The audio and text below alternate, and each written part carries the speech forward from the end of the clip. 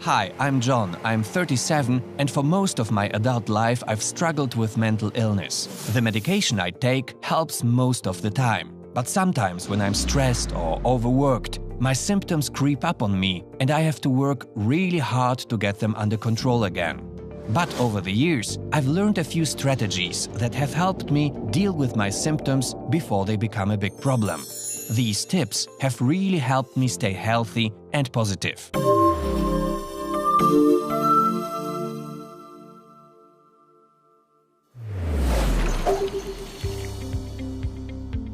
First, I try to focus on the positive things in my life. I think about the family, friends, and treatment team members supporting me in my recovery journey.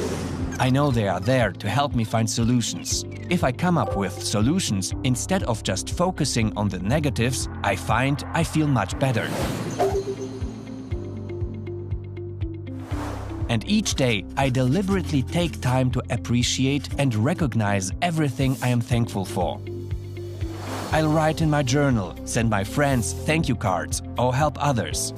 When I focus on all the good stuff in my life, I don't spend as much time thinking about the bad stuff. Next, it's really important for me to connect with others. Being around my friends and family always puts me in a better mood and helps my self-esteem. These meaningful relationships help me maintain a positive attitude, which gives me space for personal growth. It's also very important for me to stay physically fit. I try to eat a healthy diet, exercise a little each day, and get enough sleep, as directed by my physician. I always feel great after I work out, even if it's just a walk around the block. One of the hardest things for me was developing coping skills that worked for me. It was tough to learn how to respond in a healthy way to stress, sadness, criticism, and negativity. When I learned what worked for me, I was able to get back to being myself. One way I learned to cope is by writing about my negative experiences and how they made me feel. I also got professional help when I needed it. I learned to recognize the signs and symptoms that I knew were warning signs that I was not doing so well, and I found it's better to reach out for help sooner rather than later.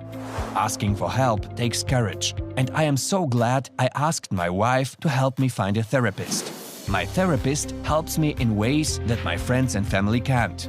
Don't get me wrong, their support is also very important to me. It took me a while to start putting these strategies into play. It didn't happen overnight. I tried them one by one. Some work better for me than others, but everyone's different. So I take my medication as directed by my doctor. And when I'm feeling extra stressed, I know I have the tools to help me get back on track. Talk with your doctor, try these tips, and find the strategies that work for you.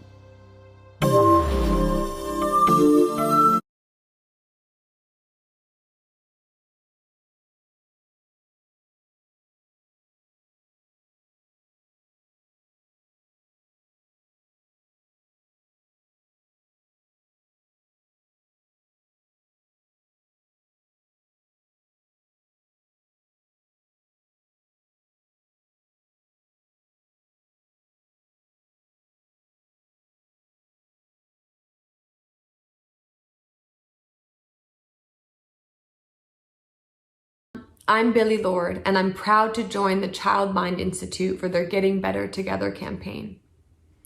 As any of you who have lost a loved one know, it can make you feel extremely alone. But I'm here to tell you that you're not. Grief has become even more universal during this unprecedented and awful year. And more people than you realize might be going through exactly what you're going through. So don't isolate and stay in your head.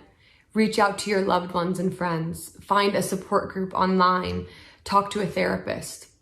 If you or any young person you know is struggling, go to childmind.org for help and resources.